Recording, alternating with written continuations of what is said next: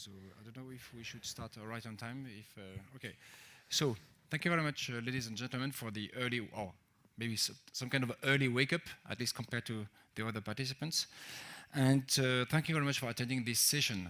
And the original title of this session was, why does Europe need EU NCL? But in fact, I changed it into why do you need? Because basically EU NCL is at your service. And during this session, you will have an overview of, let's say, what is EU NCL and what it is performing and what it can offer to you.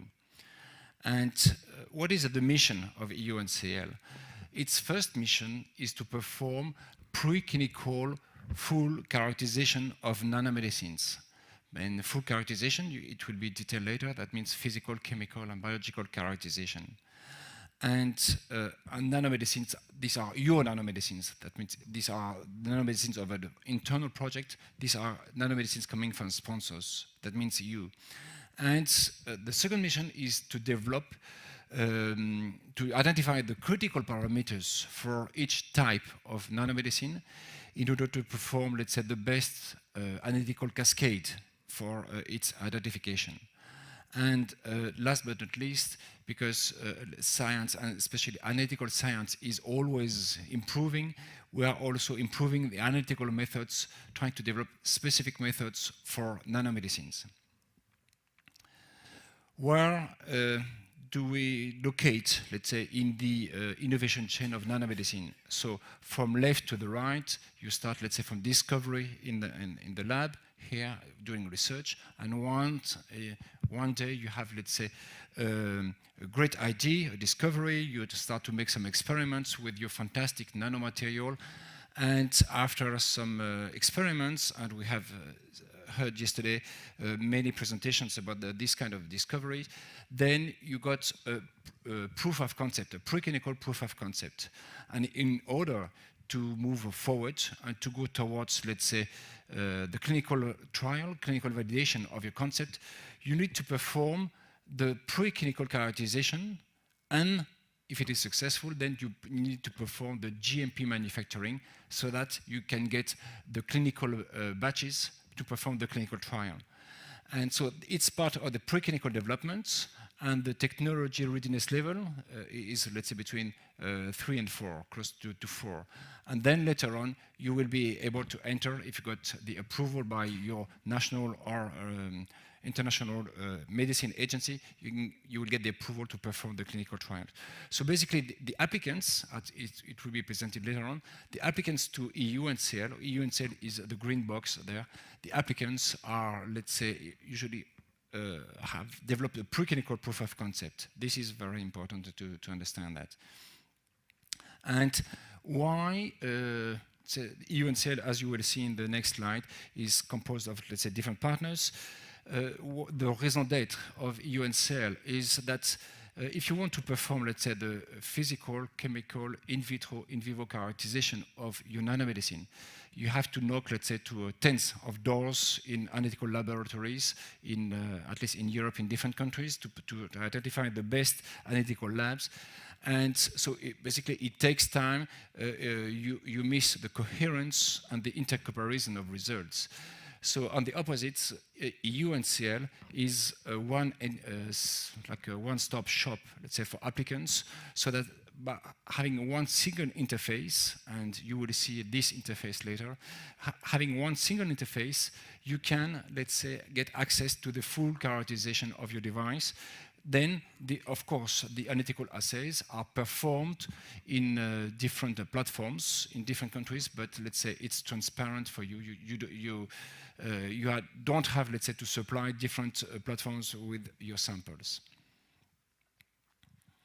So the members of EU NCL, so EU NCL started its operation 2 years ago, and this is an international consortium with 7 European members, plus 1 American member, so Scott McNeil, who is president. Thank you. Good morning, Scott.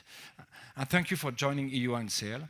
And so by having this EU-US cooperation in nanocharacterization, it's one way to synchronize, let's say, our methods or protocols, and also to get towards harmonization, let's say, of assessment of nanomaterials, and maybe later on towards the harmonization of approval of nanomaterials. Because you know that US, I mean, Northern America and Europe are, let's say, very big markets. So for any company developing nanomedicines, if these two markets are more or less harmonized in terms of regulation, it will save time and resources. And then it will, let's say, make this innovative nanomedicine accessible for the patients. Beside, let's say, the core partners who are performing, let's say, the analytical cascade, we have so far 3 satellite labs, and these labs, they have specific expertise, which is not part of, let's say, the core expertise of EUNCL, but which is necessary. So far we have 3 satellite labs. The first one is CyberNano, a company developing a safe by design concept. The second one, the second one is Greek Institute in Heraklion, developing imaging modalities. And the third one is the Institute of Nanotechnology in Braga in Portugal. And this is an open list. So if any analytical partner can apply to EUNCL as a satellite lab.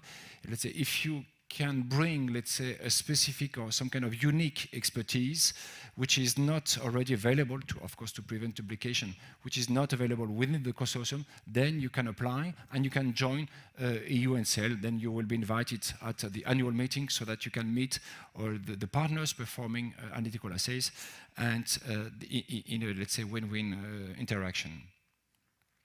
So what is the concept of EUNCL? First, so probably you are developers. I mean, so developers could be, let's say, academic labs, could be startups, could be mid-sized, mid-caps, or even large companies.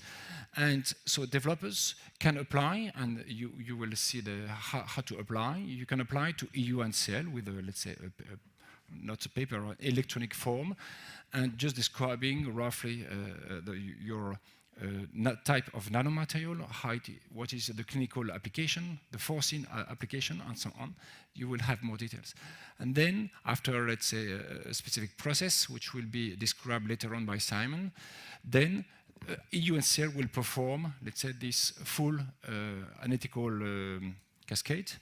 And if everything is successful, but well, sometimes you have, let's say, some kind of feedback loops and so on, but after a certain time, then EUNCL will deliver to you, let's say, the full analytical report.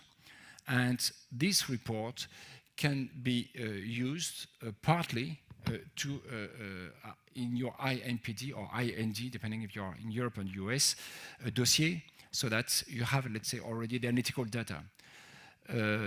EUNCL is not performing under GLP condition, not to compete, let's say, with private companies, but some of the data can be used, let's say, for your IMPT, and for some other data, like the efficacy data, it should be repeated by an approved CRO.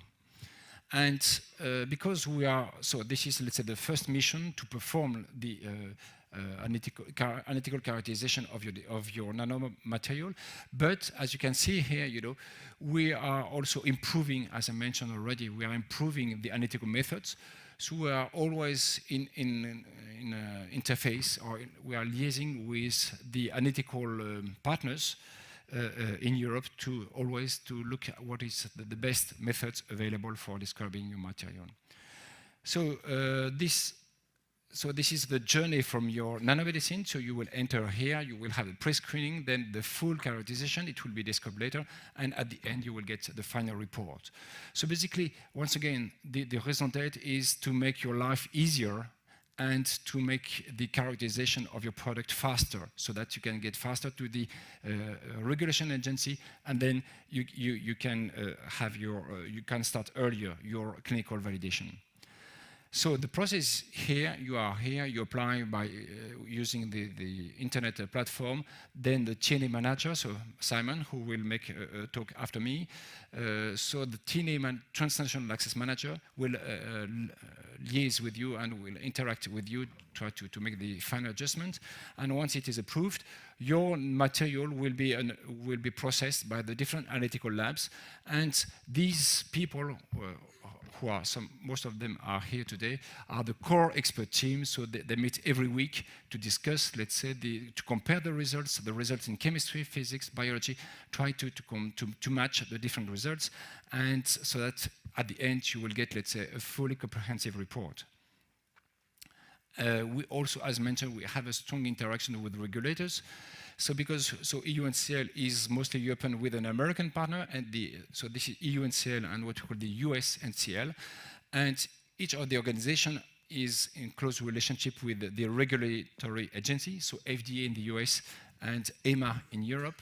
And both organizations, and with all other regulatory organizations in the world, are part of the IPRF, the International Pharmaceutical Regulators Forum, where we discuss, let's say, improvement of analytical techniques for nanomedicine. And so this is why, we have a close interaction with them. And last but not least, EUNCL is part of the Nanomedicine Translation Hub initiated by the European Platform on Nanomedicine. And this hub is a set of services, as you will see, which are there again at your service. EUNCL is just one part of it. So basically on the left side, these are the different type of applicants. And so basically you are developing nanomaterials and you want to bring them as a product on the market. And in order to do so, we have established several initiatives. So the first one are the pilot lines to scale up the manufacturing of your product. And then you have also the EUNCL I talked to you about. And finally, we have the TAB, which stands for the Translation Advisory Board. So all these three pillars of the hub are, let's say, open and are available to you to provide you services for free, because it is funded by different European projects. So this service is for free, and it helps you, making a nice journey, let's say, from the preclinical proof of concept to the market. And so if you want to know more about, let's say, EUNCL, of course, just Google EUNCL, the first reference. And so now, if you want to have more details, the next three presentations will be presented first by Adriele Prinamello from Trinity College in Dublin. He will just give you a comprehensive view of the characterization cascade from, let's say, physical and chemical characterization to the in vivo. And then Sven-Even Borgås from Sintef, Norway, will just show you, let's say, what are the new analytical techniques we are starting to develop. And finally, Simon Baconnier from CEA Léti, Grenoble, France, will explain you with practical terms how to apply and what benefit you can get from EUNCL. And so with that, just before giving the floor to the next speaker, first you have on your seats, you have the flyer just telling you, let's say, like a short resume of what EUNCL is. Then Google EUNCL, and regarding, so EUNCL is available during this CLINAM conference, and also, and you have some flyers on. If you don't have these flyers, you can ask Alexandre Cecali, the guy behind. This is where the next meeting, where the Translation Advisory Board will be presented at the next meeting in Malaga in October this year, where you can meet, let's say, EUNCL, the Translation Advisory Board, and the pilot lines. So thank you very much for your attention. And so I'm suggesting to have questions and answers at the end during this kind of a roundtable. And so now the next speaker. So next speaker is Adriele Prinamello. Adriele, the floor is yours. Thank you for your attention.